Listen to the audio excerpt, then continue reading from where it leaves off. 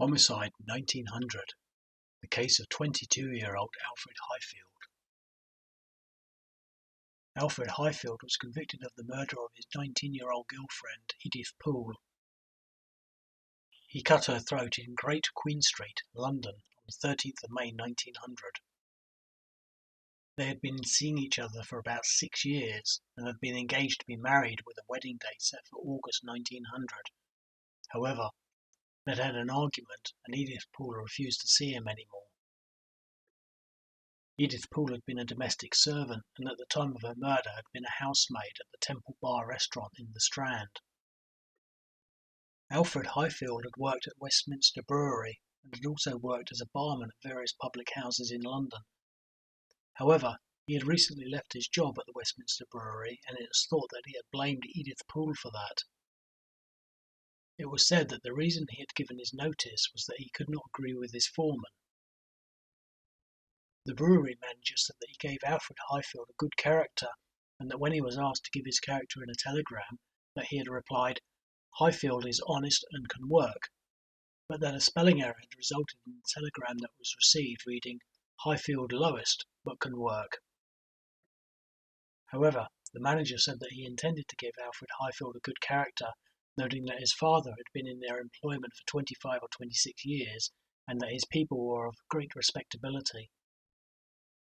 Alfred Highfield was still friends with Edith Poole's family, her parents living at 15 White Horse Alley in Clerkenwell, and he was invited on the 13th of May 1900 for tea at Edith Poole's sister's house at 25 Margaret Street, whereupon he asked Edith Poole to go back with him, but she refused. After tea they all went out for a walk, with Alfred Highfield and Edith Poole walking together at the back of the group. However, as they walked along Great Queen Street near Lincoln's Inn Fields and the Freemasons Tavern at 61 to 65 Great Queen Street, Alfred Highfield attacked Edith Poole with a razor and cut her throat. Her family turned around to see Alfred Highfield kneeling over Edith Poole and pulled him off. Edith Poole was taken to hospital but died on 22nd of May 1900. Edith Poole's sister said that on Sunday, the 13th of May 1900, that she had expected Edith Poole to come to dinner with her at her house at 25 Margaret Street, Clerkenwell, and said that she arrived around the middle of the day. She said that after having dinner, they spent the afternoon together with her husband and that Alfred Highfield later came by at about 5 p.m. to see her brother. She said that she didn't see him come in, but later noticed that he was in her brother's room and called him down. She said that when he came down that he shook hands with her husband and Edith Poole and then asked her, "Why is it that you've not seen me?" and said that Edith Poole made no reply. She said that they then all had tea, after which Alfred Highfield asked Edith Poole whether she intended to go out with him any more, to which Edith Poole replied, "We had best part." She said that Alfred Highfield then said, "I am done," after which they all went out for a walk, noting that as far as she was aware that no one had invited Alfred Highfield to come. She said that they went off in the direction of a woman's house that lived in Norman Street, Bedford Row, but said that when they got there they found that she was not quite ready to go out, and so they went to a public house at the corner of Great James Street, Bedford Row, arriving between 7:30 p.m. and 7:45 p.m, and all had something to drink. She noted that when they had gone from Margaret Street to Milman Street, that Alfred Highfield and Edith Poole had walked together behind the rest of the group. She said that Edith Poole had a small glass of stout, and that Alfred Highfield had a glass of mild bitter, and that they were there for about 15 minutes, during which time she said that Alfred Highfield and Edith Poole had been together and had been talking together and seemed friendly, although she noted that she could not hear what they were saying.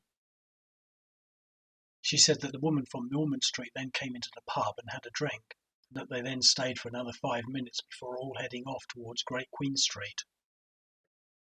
She said that as they were walking along Great Queen Street, she heard the woman from Milman Street say something, and that when she turned to look, she saw Edith Poole on the ground, and Alfred Highfield on top of her, saying that she thought that he was punching her. She said that they all ran toward Edith Poole, and that she asked her, "What has Alfred done to you?" but said that Edith Poole didn't reply. She said that the woman from Millman Street then pulled Alfred Highfield off Edith's pool, and that she then ran up to Alfred Highfield and said to him, "What have you done? You have killed my sister."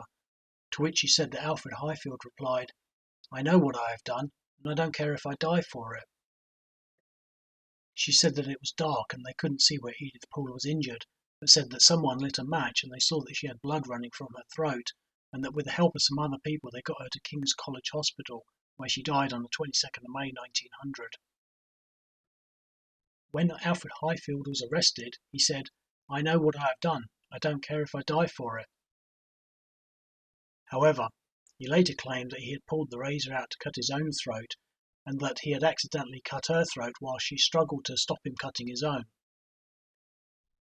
He was sentenced to death with a recommendation to mercy, but executed about 8 weeks after killing Edith Poole on the 17th of July 1900. The Freemasons' Tavern at 61 to 65 Great Queen Street, opposite which the murder took place, was later demolished in 1909 to make way for the Connaught Rooms.